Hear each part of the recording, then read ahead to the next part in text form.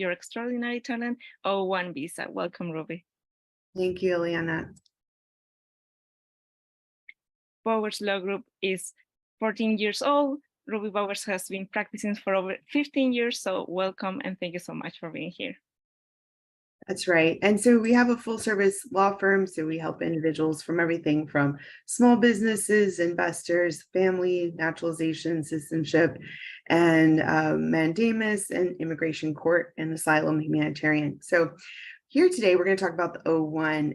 And, this is for an individual that possesses extraordinary ability in the sciences, arts, education, business, or athletics, or has demonstrated record of extraordinary achievement. And there's a lot of different O's, but it's really fun. I love the sense of humor of USCIS O for outstanding.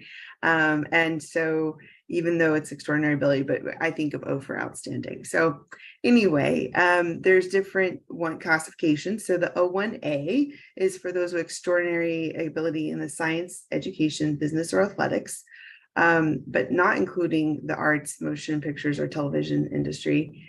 And so this could be anything from a gold medal, other athletic award, a national level scientific award, membership in an organization with high standards, an article written by you or about you in a major publication.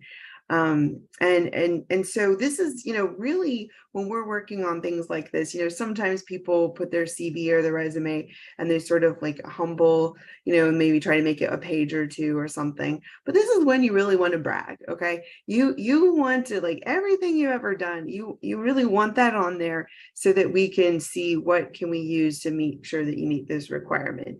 And so when you have a consultation, just give us everything. I don't normally have to keep my resume up to date because I've had the same job for 14 years.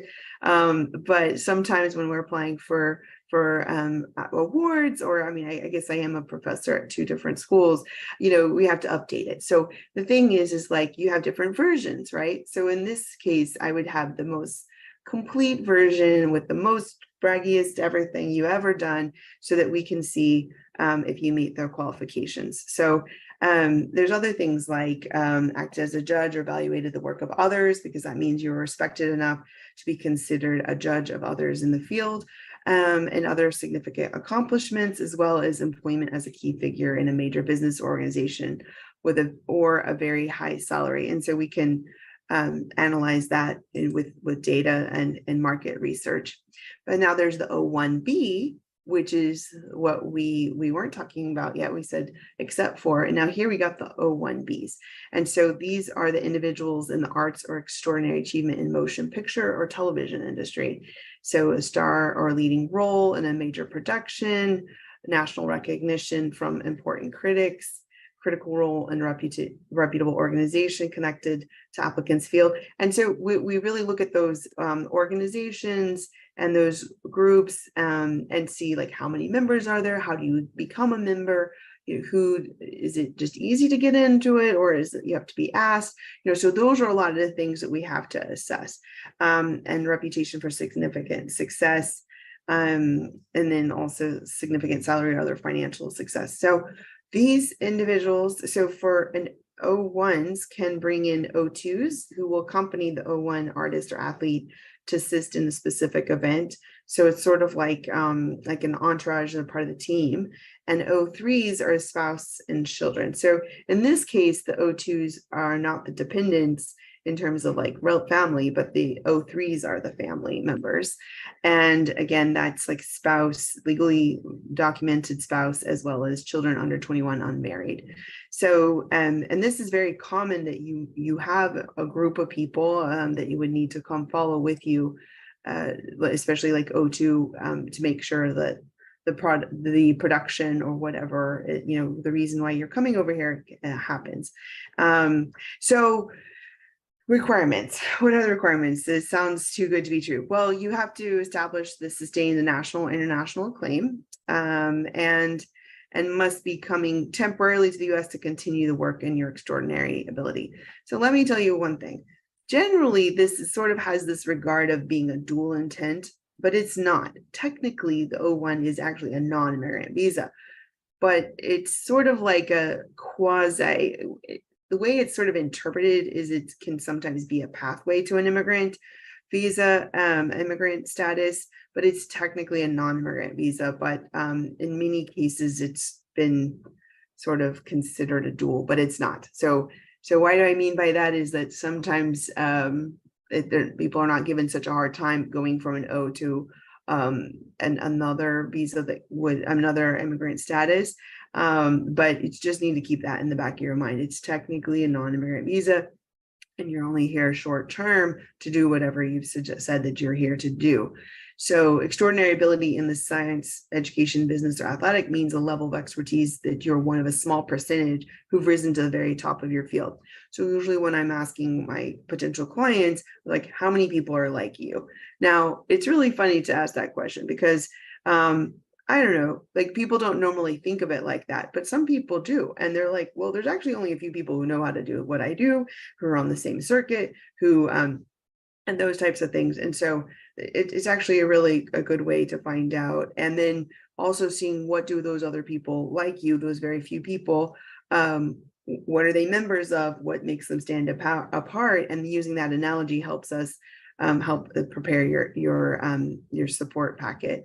So to qualify for an O2, the assistants must be integral part. So like you really need them to be there, and they have critical skills and experience with the O1 visa holder. They're not in general nature. That can't be just filled in by a U.S. worker. So it's like it can be like their agent, or maybe sometimes it's been hair or makeup, but it's like somebody who really knows them, or and really is like they wouldn't be able to do what they're doing without that individual to be able, and you have to be able to document that, because if it's just something simple and basic that you could find a U.S. worker to do it, then it won't qualify. So the process is that a U.S. employer, a U.S. agent, or a foreign employer through a U.S. agent will file the I-129. So the I-129 is used for lots of different petitions, and they'll have to establish the proof of the record, and then they should file at least 45 days before the date of employment. So give it some time. And then for a consultation, they provide a written advisory opinion from a peer group or person with the expertise in the beneficiary's area of ability. And if the petition for the individual with extraordinary achievement in the motion picture or television, the consultation must come from appropriate labor union or management organization. So this is more specific for the O1, more of the O1B. But the contract and can be used for the O1A as well, but it sort of depends on where that source should come from.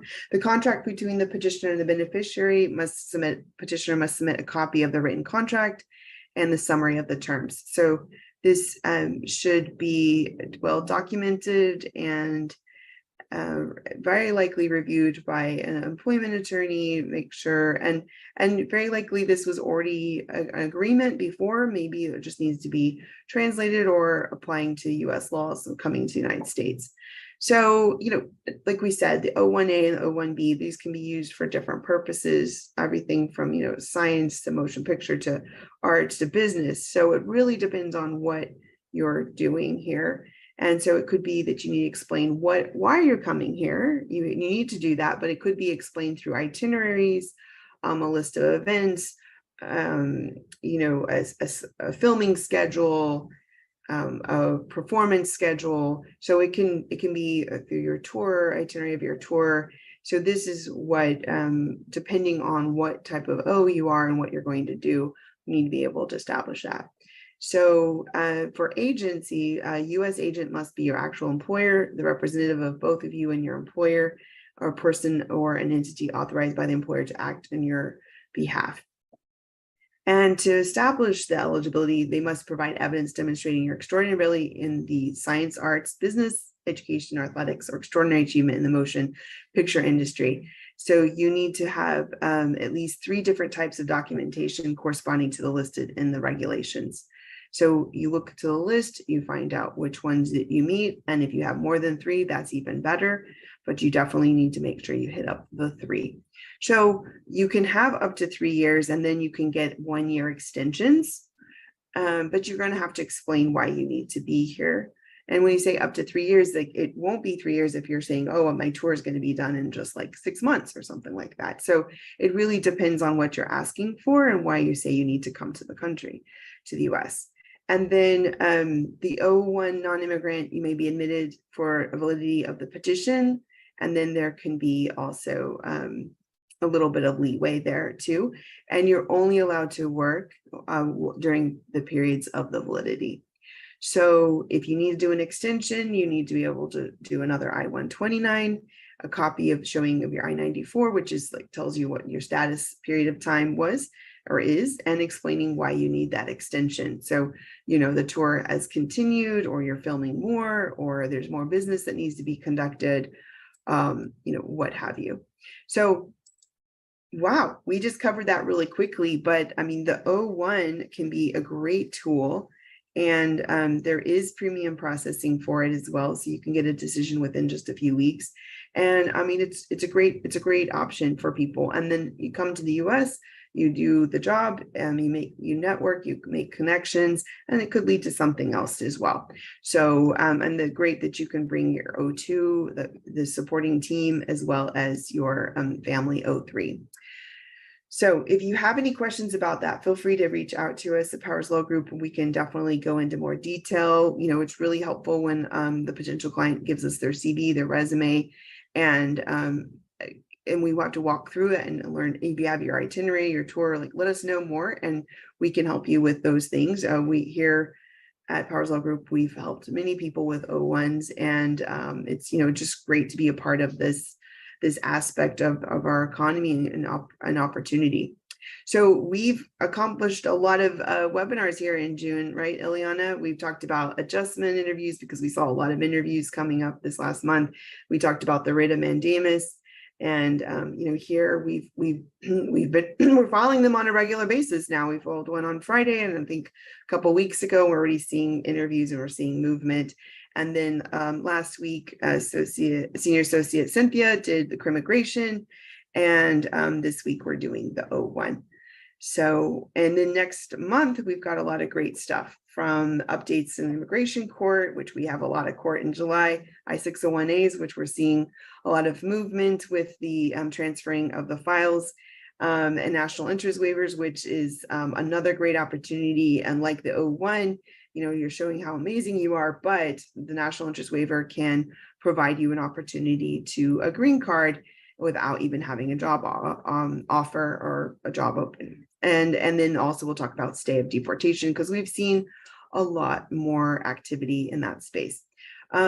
So anyway, Ileana, how do people stay in touch with us? Yeah, so we hope you are in July too with us, watching all the videos, and you can find us all through social media, every single platform, TikTok, Instagram, Facebook, and then you can add to our newsletter here in the QR code, and you can contact us through the phone or our website if you have any inquiry about immigration. That's right. And we're always looking for great content ideas. So if you have any suggestions, let us know. And as you can see, we've grown. We have Cynthia Million, a senior associate.